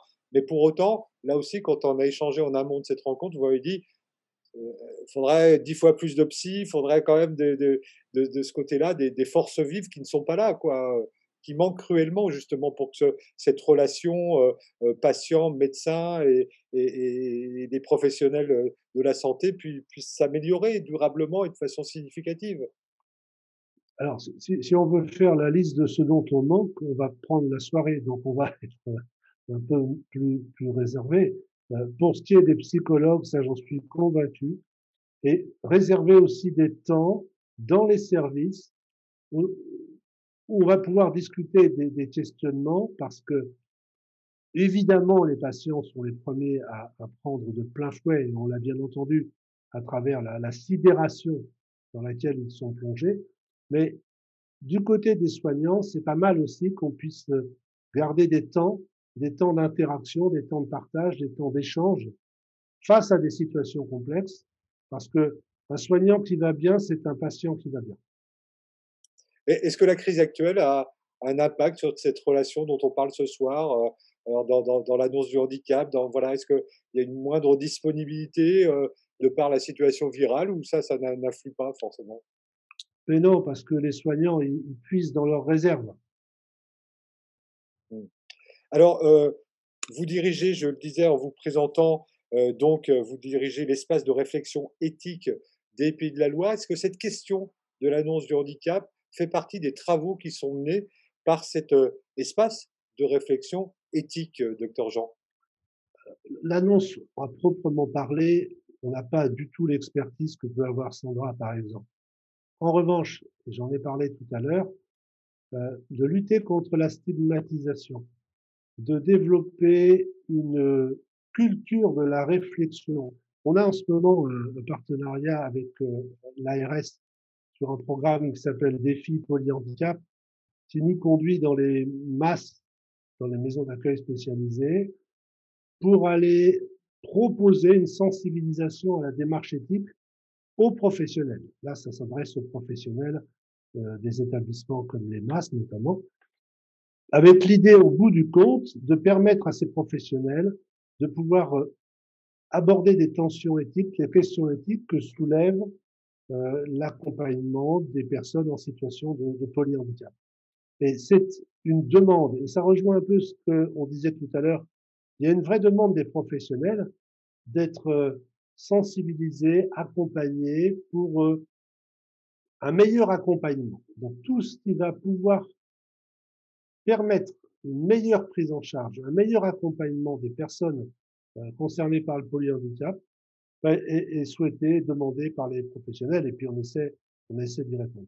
Et notamment en favorisant la constitution de groupes de réflexion éthique dans les IME, dans les ESAT, dans les MAS, pour que à la fois les bénéficiaires, les familles et les professionnels puissent avoir des espaces d'interrogation, de questionnement, de réflexion, au bénéfice évidemment des personnes. Dernière question peut-être avant qu'on reçoive justement les questions des personnes présentes devant leur écran. La place des parents partenaires, des parents experts, je ne sais pas quelle est l'appellation, elle est à promouvoir et à booster. Qu'est-ce que vous en pensez? Je poserai la même question au professeur Sandra Mercier ensuite. C'est évident, essentiel, indispensable, obligatoire. J'ai fait court, vous avez vu. Non, mais c'est très bien. Merci pour votre concision, docteur. Mais professeur, merci. Cette place des parents, on a bien vu leur engagement, leur détermination. Hein. Quel accueil encore faut réserver, aménager encore plus aux parents voilà. Alors, il y a deux choses. C'est d'abord, je pense qu'on est dans une relation actuellement, en tout cas moi je le vois comme ça, de partenariat avec les parents. À partir du moment où il s'agit d'une maladie rare, et nous on voit exclusivement des maladies rares, et ils vont finir par connaître beaucoup mieux la maladie, en tout cas ils la vivent comme on l'a dit juste avant. Et donc voilà, on les accompagne dans ce partenariat. Et ensuite, il y a ce qu'on appelle les patients partenaires, ou parfois on entend patients experts. Et là, il y a des formations qui peuvent être proposées pour des patients qui souhaitent intervenir dans des enseignements. Alors, par exemple, Dominique intervient depuis le début dans les consultations simulées. Elle n'a pas eu besoin de formation, mais je considère qu'elle est tout à fait un patient partenaire. Mais ça, c'est quelque chose qui est de plus en plus, qui va être de plus en plus développé, et notamment par les filières maladies rares, pour favoriser l'intervention des patients partenaires dans la formation des étudiants en médecine, mais pour l'ensemble de la promotion. Dominique, puisqu'on parlait de vous, justement, la place des parents dans cette relation, dans cette thématique de l'annonce du handicap, voilà, quelle place doivent prendre les parents? Pas la place des médecins, bien sûr, mais quelle place?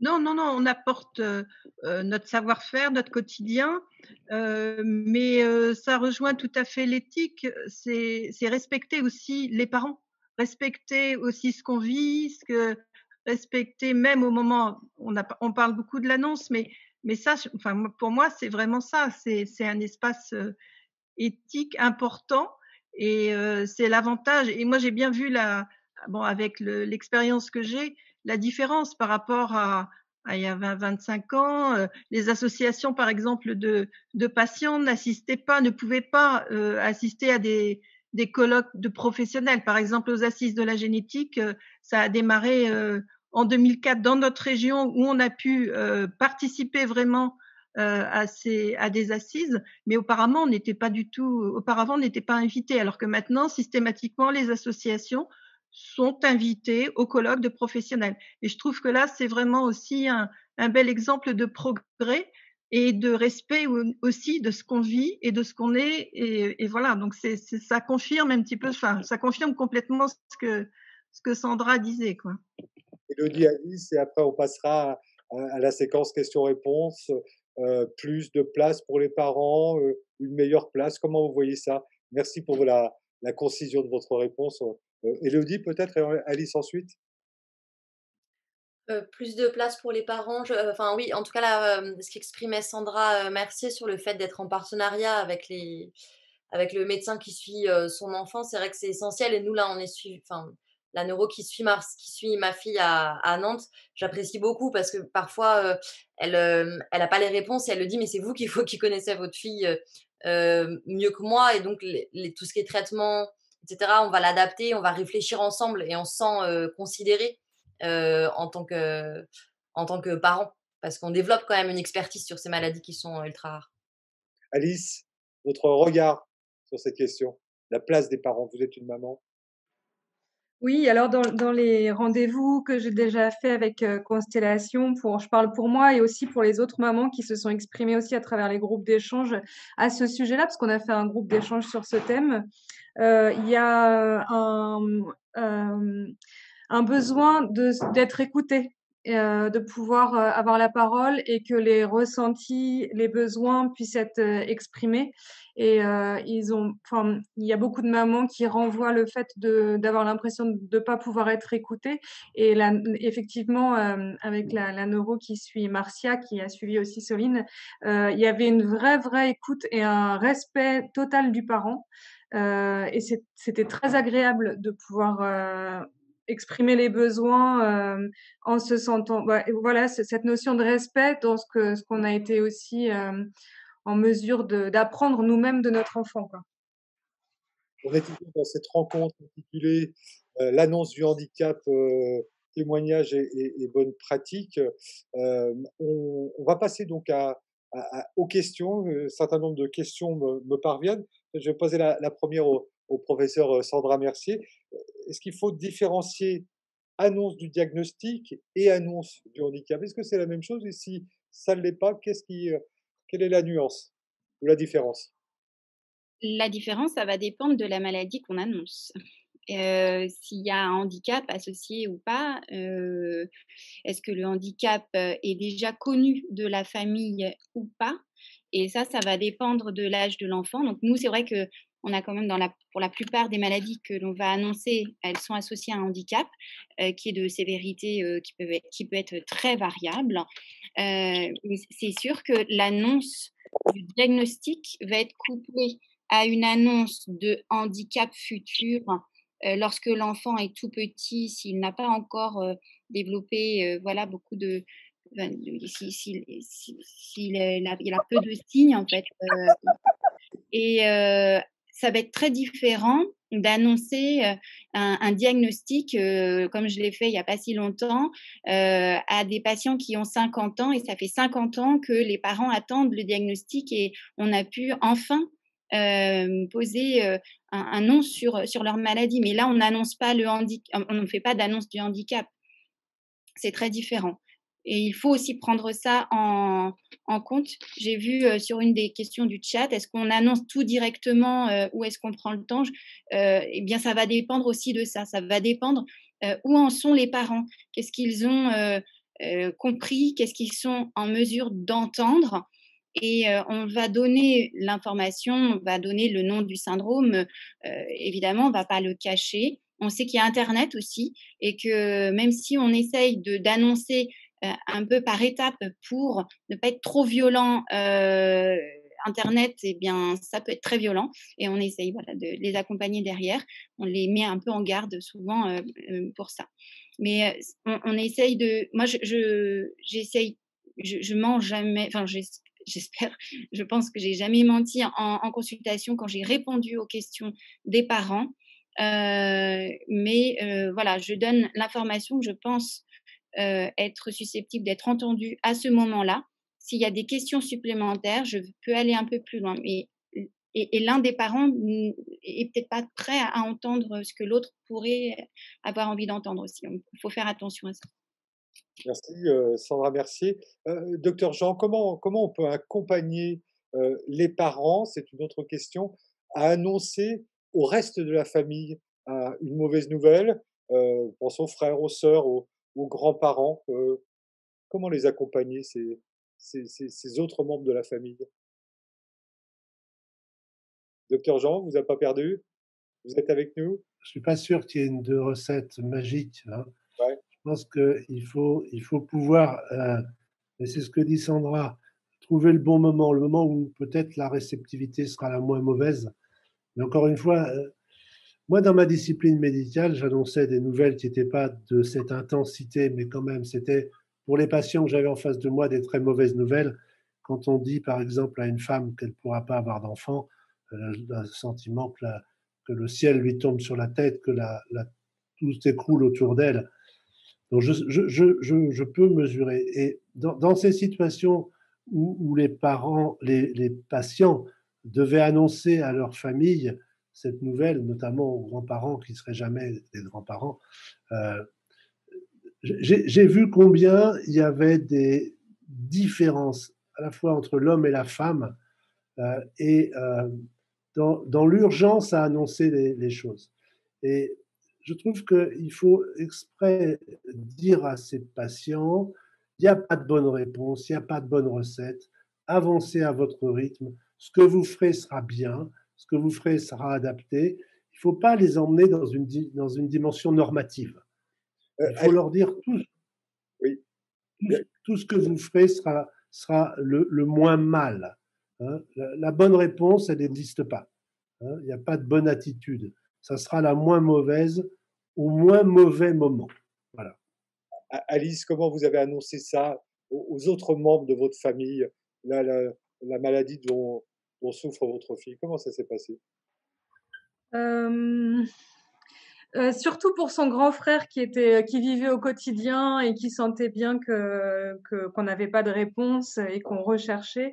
Je suis revenue en disant ça y est, on a un nom, mais en fait, comme c'est la seule en France, ta sœur, elle est unique en France. Donc, un peu sur le ton de la légèreté, parce que lui, ensuite, il était encore petit, il avait 1 an de plus, donc il avait 8 ans, et il est arrivé à l'école en disant ma sœur est unique en France. Enfin, il a pris le côté positif.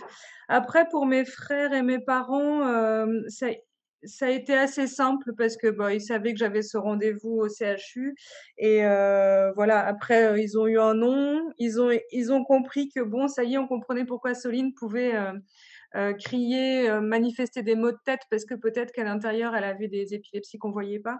Ça a été assez simple, hein, il n'y a pas eu j'ai pas eu trop de difficultés à l'annoncer. En quelques mots, Élodie, pour vous, c'est une question importante, évidemment. Vous avez directement le handicap, mais après, cette nouvelle, cette mauvaise nouvelle, elle se répand forcément, l'information vraiment circule. Comment ça s'est passé pour vous? Alors moi, c'est ma fille aînée, donc j'ai pas eu à l'annoncer à la fratrie. Après, c'est une autre question, hein, quand on a des enfants plus petits, comment ils vivent le handicap, d'un enfant plus grand. À la famille, pour moi, ça a été plutôt un soulagement de pouvoir mettre un nom parce que quand on est dans cette espèce d'errance, on a, enfin, dans ce qui me concerne, mais je pense qu'il y a beaucoup de parents qui partagent cette expérience, plein de conseils qui arrivent de tous côtés, qu'on n'a plus envie d'entendre au bout d'un moment. Alors ça va être, l'homéopathie, la psychanalyse, enfin plein de conseils, très, très urgents. Il faut faire ci, il faut faire ça, vois telle personne et quand il y a l'annonce de la maladie génétique, ça pose quelque chose et puis on devient nous un peu plus, sachants et voilà. On était moins perturbés en fait par l'entourage après. Dominique, je fais tourner à la parole, bien sûr, Dominique Lebert. Justement, là aussi, la même question, comment ça s'est passé pour vous? J'aurais une deuxième question pour vous également derrière. Non, moi, ce que je voudrais aussi préciser, c'est qu'on a évoqué brièvement tout à l'heure la plateforme Prior. Et cette plateforme régionale, en fait, on a la chance, c'est elle a été créée dans la région des Pays de la Loire entre les deux CHU, Nantes et Angers. Et nous, association, on était partenaires aussi, on a participé à cette création. Et ça a été vraiment le premier travail. On a travaillé plusieurs matinées sur l'annonce du handicap. Et on donne la possibilité, et ça répond à la question, on donne la possibilité aux personnes de revenir justement avec les frères, les sœurs, les parents, les grands-parents, une amie, pour réentendre en fait l'annonce. Et à ce moment-là, on est accompagné en effet par une conseillère en génétique et par une psychologue. Donc c'est cette possibilité et on insiste bien quand on fait les consultations simulées de toujours redonner un deuxième rendez-vous, de ne pas que le patient ne reparte pas sans ou un numéro de téléphone ou un autre rendez-vous pour pouvoir répondre aux questions qui vont arriver après l'annonce, puisque c'est pas ce jour-là qu'on pose toutes les questions. Et on nous donne aussi donc des moyens pour pouvoir bien annoncer à la fratrie, à la famille et à tout l'entourage. Oui. Ouais. Dominique, ça, ce deuxième rendez-vous, c'est quelque chose que vous défendez beaucoup parce que, encore une fois, il y a la sidération de l'annonce. On n'a pas tous les éléments et ça permet peut-être aussi aux médecins de distiller l'information et d'éviter de mentir par omission. Justement, on a parlé d'honnêteté, d'éthique, évidemment, et on est en face de deux médecins qui sont éthiques et honnêtes. Mais il y a ce besoin de plusieurs rendez-vous pour l'annonce du handicap. Complètement, parce que le premier jour à l'annonce, on est sidéré, on reçoit un coup, enfin voilà, on n'entend rien. Comme ça a été dit, dans un couple, on n'entend pas la même chose, alors qu'on est là au même moment.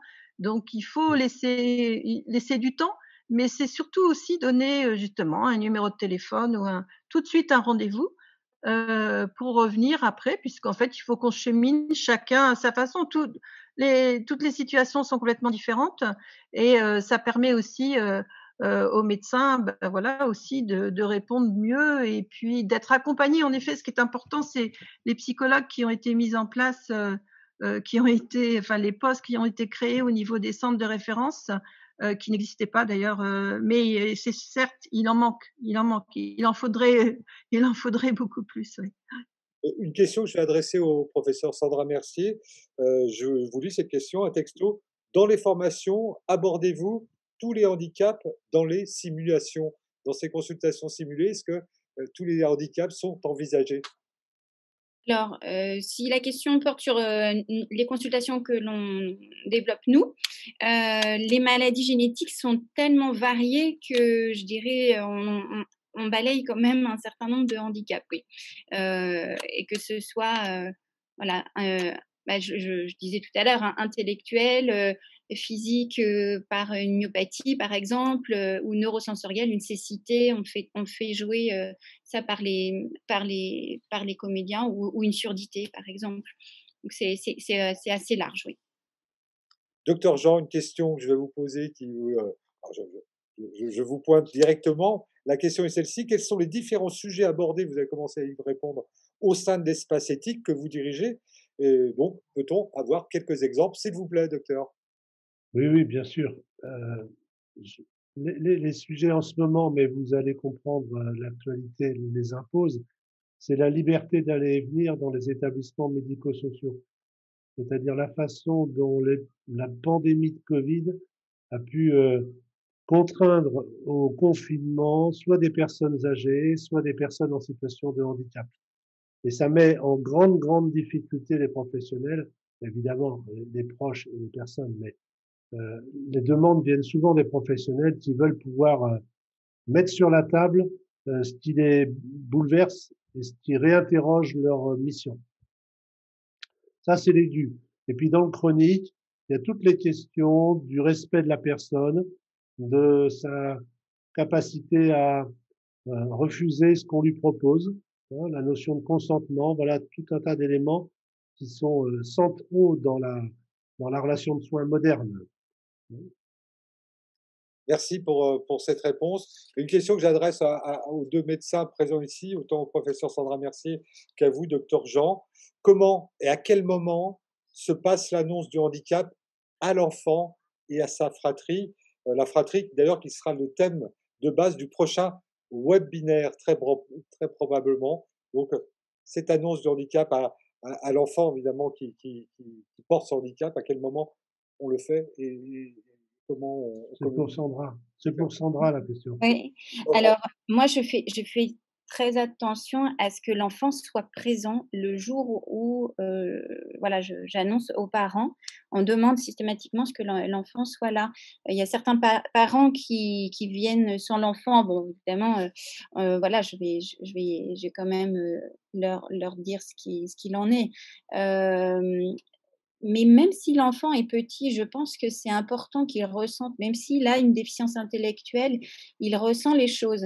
Et on pourra de toute façon recevoir les parents seuls s'ils ont besoin par la suite et s'il y a des questions qu'ils ne veulent pas aborder devant leur enfant. Je parle à des pathologies pour lesquelles il y a le pronostic vital peut être engagé rapidement, enfin ou plus ou moins rapidement. Et donc ça, évidemment, c'est des choses, voilà, on va préserver l'enfant de cette perspective-là.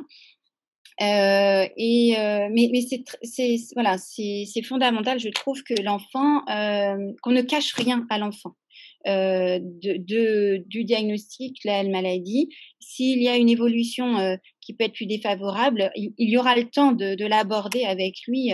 L'enfant vit beaucoup plus au présent que nous. Et c'est ça qu'il faut essayer de préserver. Après, pour la fratrie, donc ça, c'est quelque chose qu'on aborde en général aussi au moment de l'annonce. Comment les parents vont revenir à la maison et comment ils vont pouvoir en parler. Et là, nos psychologues sont très aidantes et peuvent revoir le couple pour discuter plus spécifiquement de cette question-là, ou aussi avec les proches, parce que voilà, ça peut être, il faut préserver aussi les parents dans ce moment d'annonce. C'est pas toujours évident d'aller en tant que parent l'annoncer à toute la famille. Et j'avais mis un peu dans le chat déjà. Pour la fratrie, on peut recevoir les frères et sœurs pour leur expliquer la maladie du petit frère ou de la petite sœur, ou grand frère ou sœur. Et puis nos psychologues peuvent les voir en entretien individuel. Merci. Question peut-être aux trois mamans, je ne sais pas si tout le monde répondra, mais quel rôle ont eu les travailleurs sociaux dans leur parcours, vos parcours à vous, mesdames, ou comment elles auraient aimé être accompagnées? Le rôle des travailleurs sociaux, peut-être me tourner vers Alice, puis Élodie et Dominique, si elle veut bien répondre sur ces questions-là. Moi, à l'époque, il n'y a pas eu d'accompagnement de travailleur social, mais justement, au sein de l'équipe de Prior, il y a une assistante sociale, aussi bien à Nantes et une à Angers, parce qu'on sait bien que ça fait partie aussi de l'accompagnement des familles. Donc, maintenant, il y a cette possibilité-là et c'était vraiment un besoin nécessaire. Oui. Question à Alice également et à Élodie. Alice, allez-y. Oui, moi j'ai eu la chance de rencontrer dans les multitudes de travailleurs sociaux autour de Soline des personnes qui étaient incroyablement confiantes et qui avaient un regard plein d'amour et plein de confiance envers Soline, envers sa capacité d'évolution, d'adaptation et qui m'ont aidé aussi à avoir juste un regard d'amour et pas un regard de handicap, un regard de ce qui va bien, de ce qui est positif et ça c'est vraiment, vraiment essentiel. Élodie, sur cette question posée, justement. Ouais, un peu pareil qu'Alice, nous, on n'a pas été en contact avec travailleurs sociaux jusqu'à l'entrée en IEM de Marcia, donc elle avait déjà 6 ans, puisqu'on a fait tout le suivi en libéral, voilà. Mais par contre, parce que je sais que la question vient d'une éducatrice de jeunes enfants en formation, et elle a été accueillie à ses 4 ans dans un jardin d'enfants, une crèche géniale à Nantes qui s'appelle le Jardin des Poupies et qui a une forte sensibilité pour les enfants porteurs de handicap et qui les accueille jusqu'à leurs 6 ans avec une dérogation. Et c'était ça, c'était de la part de l'équipe le fait que c'était simple. Notre fille, elle pouvait être accueillie, c'était pas si compliqué que ça. On va s'adapter, on va faire en sorte, voilà. Et ces lieux-là, ils sont rares et ils font beaucoup de bien quand ils existent. L'annonce du handicap, les pratiques, les bonnes pratiques, les témoignages, c'est ce qui nous réunit aujourd'hui pendant encore quelques minutes. Je regarde Olivier qui me dira quand on terminera cette rencontre. Il y a encore quelques questions. Moi, j'avais une question pour le professeur Sandra Mercier. Tout à l'heure, c'était Dominique qui nous disait à l'époque où le diagnostic est tombé pour sa fille Caroline, il n'y avait pas Internet. Maintenant, il y a Internet. Il y a une question qui va dans ce sens-là. Comment on gère le fait que les parents fassent des recherches sur Internet en cas de suspicion d'une maladie génétique, sachant que le pire est souvent évoqué? Est-ce que c'est pas maltraitant, ça aussi? Je l'évoquais un petit peu tout à l'heure. C'est vrai que quand la maladie est très grave, avec un handicap très important, alors que l'enfant est encore petit et les parents n'ont pas du tout, ne s'attendent pas à ça. On essaye d'y aller par étapes. Donc il y a certains parents qui vont dire: «Oh non, moi je regarde pas sur internet», donc c'est pas du systématique, mais c'est vrai que c'est quand même une bonne partie des et je leur jette pas du tout la pierre, hein. On est tous je pense une majorité ici, voilà, consulte internet très facilement et mais je vais leur dire que justement ce qui va être sur internet, parfois c'est des témoignages de personnes pour lesquelles voilà, les choses vont mal et il peut y avoir un biais de ce qui est noté sur internet. Maintenant, voilà, est-ce que c'est maltraitant? Je pense que ce serait très maltraitant aussi de dire d'emblée, voilà, on suspecte cette maladie, c'est une maladie très grave avec un lourd handicap. Enfin, on ne peut pas, enfin voilà, éthiquement, c'est pas possible de l'annoncer comme ça. Donc on dit, on suspecte cette maladie, c'est pas sûr que ce soit ça. Il faut qu'on fasse un examen complémentaire. On sait que voilà, vous êtes dans une période de flou puisqu'on n'a pas encore le diagnostic. Je conseille, si je sens que les parents sont un peu voilà, en demande un soutien psychologique, même si on n'a pas encore le diagnostic, hein, ils peuvent rencontrer notre psychologue et on se reverra. Voilà, voilà, comment je procède, mais je sais très bien que certains parents vont aller directement sur internet où il y a des annonces, enfin, ou des parents qui ont trouvé le diagnostic d'eux-mêmes et donc là on les reçoit et finalement l'annonce elle a été assez froide devant leur ordinateur et nous on essaye derrière de rattraper, d'essayer mettre voilà, un peu de mettre de l'empathie, ce qui n'a pas été le cas quand ils étaient tout seuls devant leur écran.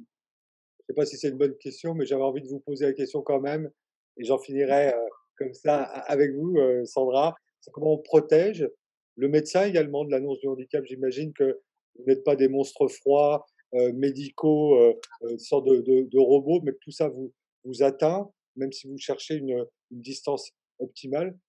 Est-ce qu'on pense à vous justement dans cette annonce du handicap? J'ai eu parfois des patients qui m'ont dit: «Oh, c'est vraiment difficile le métier que vous faites, vous annoncez, des choses terribles» ou encore récemment, voilà, des remerciements. Enfin, c'est pas systématique, mais quand, je crois quand même que quand, on vient d'annoncer une nouvelle, assez terrible et qu'on reçoit des remerciements qui semblent sincères à la fin de la consultation, voilà, ça déjà, on se dit qu'on a fait de notre mieux pour accompagner, ces personnes dans cette épreuve. Après, on a notre équipe, hein, on travaille en équipe, on a cette chance-là, donc on peut échanger avec les collègues sur des situations qui nous ont particulièrement ébranlés. On a les psychologues du service, même s'ils ne sont pas spécialement là pour ça. C'est vrai qu'il n'y a pas beaucoup d'autres. Il n'y a pas un soutien, on va dire, institutionnalisé. Enfin, je ne sais pas si Miguel en a connaissance, mais voilà, on prend aussi sur soi. On ramène un peu à la maison aussi quand même. On a le soutien des proches pour continuer. Merci, professeur Sandra. Merci évidemment, Miguel Georges. J'imagine que vous rejoignez les propos de Sandra Mercier. On ramène évidemment aussi de la douleur à la maison, et un médecin, c'est un être humain avant tout, j'allais dire. Oui, oui, oui, mais oui, évidemment, oui.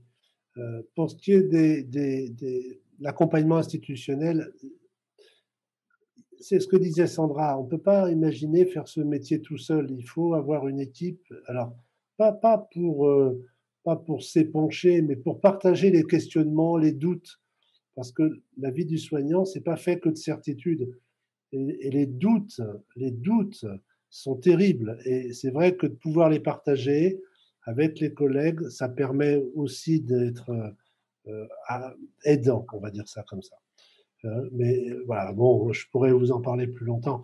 Il y a quand même le service que je dirige à l'hôpital, il a cette vocation d'accompagner les équipes face à des situations très complexes, et notamment face à des décisions d'arrêt de soins. Les soignants ont besoin d'être accompagnés. Voilà. Les patients ont besoin d'être accompagnés, mais les soignants aussi ont besoin de l'aide. Et dans cet accompagnement, Élodie, évidemment, le rôle d'une association comme Constellation est important. J'avais une dernière question. Est-ce que les séances d'ETP, d'éducation thérapeutique du patient, peuvent être proposées aux parents? Est-ce que c'est une question qu'on peut poser à Constellation? Est-ce que ce réseau d'entraide permet de répondre à ce genre de questions qui participent justement, dont la réponse participe de l'accompagnement des parents dans une situation compliquée, c'est le moins qu'on puisse dire? Bah, alors le parti pris de Constellation, c'est vraiment d'axer l'accompagnement des parents sur la pérédance, et ça fait sens par rapport à ce que dit le professeur Mercier et le professeur Jean, c'est-à-dire que la pérédance entre médecins, j'imagine que c'est pareil, échanger entre pairs, et ben on a besoin d'échanger entre parents. Après, sur la question de l'éducation thérapeutique des patients, je peux pas vous répondre parce que j'ai du mal à cerner exactement de quoi il s'agit.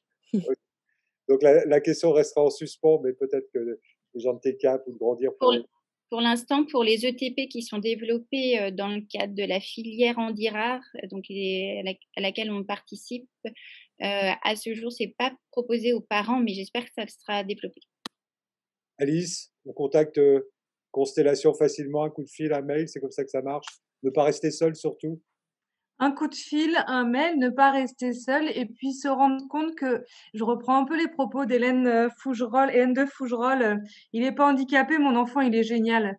Et c'est un peu ça, la constellation, c'est il est pas handicapé, il est génial. Voilà, c'est quoi les qualités, c'est quoi ce qui nous fait vivre, c'est quoi les choses positives. Il y en a plein, plein, plein aussi.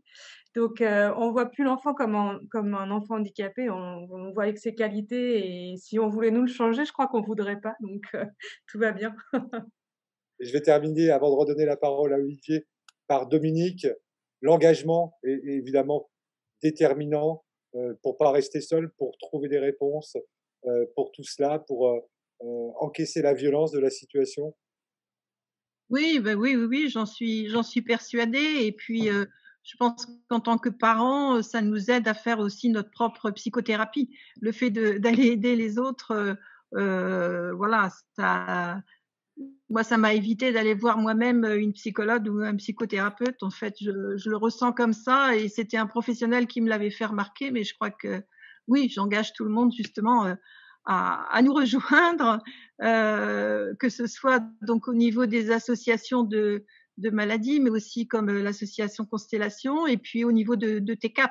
C'est vraiment aussi notre objectif.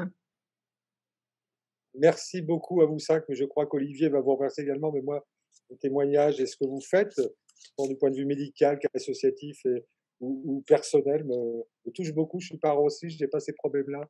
Je subodore à peine ce que ça doit représenter. Donc, merci infiniment pour vos témoignages. Merci infiniment pour les questions très pertinentes qui ont été posées. J'espère qu'on a répondu à un maximum d'entre elles. Désolé, Olivier, j'ai un peu débordé le cadre temporel, mais j'étais emporté aussi par la puissance des propos et je te laisse la parole pour des mots de conclusion ou peut-être pour une revoyure dans quelques semaines ou quelques mois. Oui, ce n'est qu'un au revoir, comme dit la chanson, effectivement. Maintenant, on peut dire que le confinement, enfin la crise sanitaire offre parfois des bénéfices secondaires. Et c'est vrai qu'avant on faisait des colloques où il fallait que les gens se déplacent, viennent de toute la France. Là, effectivement, ils viennent de toute la France, mais sans se déplacer. Et je pense que c'est une formule qu'on va garder malgré tout, parce que je pense que c'est aussi un espace d'échange très intéressant, on l'a vu ce soir. Et ce qu'on aime toujours faire, nous, à grandir, c'est grandir d'un monde à l'autre, c'est aussi croiser les regards et les sensibilités, parents, professionnels, personnes du secteur associatif. Je crois que c'est vraiment la recette, parce que c'est aussi comme ça que ça marche. On voit que les consultations simulées, effectivement, associent aussi des étudiants, des professionnels, et puis aussi du milieu des associations, des parents qui ont aussi une expertise d'usage. Et je pense que c'est dans cette coopération que peu à peu on va. Enfin, c'est ce que je vois avec un peu d'années d'expérience, même si en tant que parent, justement cette question du temps, on veut toujours aller forcément plus vite, mais on voit que les choses elles évoluent. Il y a la loi de 2005, il y a quand même des lois des Nations Unies où cette question de l'inclusion elle arrive en fait, elle arrive avec tout ça, quoi. Donc voilà, juste un grand merci à vous, les intervenants, mamans et professionnels et associatifs. Juste vous dire que effectivement dans la deuxième semestre de 2021, on organisera un autre webinaire. Alors on n'a pas encore décidé de la thématique, à moins qu'on suive le conseil de Pascal. Et dans ce cas-là, ce sera effectivement sur la fratrie. On a vu beaucoup de choses autour de la fratrie dans les questionnaires, dans les questions là. J'ai mis dans le fil de la discussion un petit questionnaire d'évaluation pour qu'on puisse avoir vos retours, et c'est aussi là que vous pouvez aussi nous faire part de thématiques que vous aimeriez bien qu'on aborde. Voilà. Et puis vous annoncez juste une dernière chose avant de terminer, c'est que le film sur l'annonce du handicap, tout comme le film sur la fratrie, sont des films qui ont été faits il y a longtemps, et puis avec justement cette crise sanitaire, on est en train de voir comment est-ce que sur ces films-là, sur toutes les captations des colloques que l'on a faites, voir comment est-ce que ça, on pourra le mettre en ligne en fait en open source de façon gratuite. On va peu à peu sur certains de ces documents-là les mettre à la disposition, parce que c'est de la vraie ressource et que mérite d'être partagé, et que voilà, il y a certains supports maintenant comme le DVD qui sont aussi assez enfin qui sont passées. Donc voilà, c'est la démarche qu'on va avoir dans les prochains mois dans les actions de l'association Grandir d'un monde à l'autre. On enverra à chacun l'information de l'enregistrement, puisque cet enregistrement, on montrera un petit peu cette soirée, et on enverra à chacun en fait l'information, et ça comment dire, ça se retrouvera dans notre chaîne YouTube. Et puis juste un peu après, on enverra aussi quand même pour ceux qui n'ont pas répondu au questionnaire, qui sont partis avant, on enverra le questionnaire par mail en y associant les différentes ressources autour de la question de l'annonce du handicap. Voilà, donc un grand merci à vous de votre participation. Désolé d'avoir un petit peu débordé de votre temps de soirée, mais comme on sait que vous n'avez pas rendez-vous dans un café ou un restaurant, on culpabilise un peu moins. Voilà, on vous souhaite une belle grosse soirée, comme dirait mon fils, Pascal. Et merci à toi, Pascal, pour cette animation. Ça fera plaisir. Moi, je repars vraiment, mais sincèrement enrichi à chaque fois. Et puis, moi, je voulais faire merci à Charles qui a permis la captation vidéo. Et il y a plein de chevilles ouvrières qu'on ne voit pas. Donc, voilà, les forces de l'ombre agissent pour faire la lumière. Et ça, c'est très bien. Et juste pour dire que le festival TCAP, eh bien, il continue jusqu'au 18 avril. Il y a de bien belles choses. Et que sur le net et que sur le site dédié, on peut trouver la programmation détaillée de ce bel événement. Voilà ce que je voulais préciser. Et à bientôt donc. Merci à vous. À bientôt. Au revoir. Merci. Au revoir.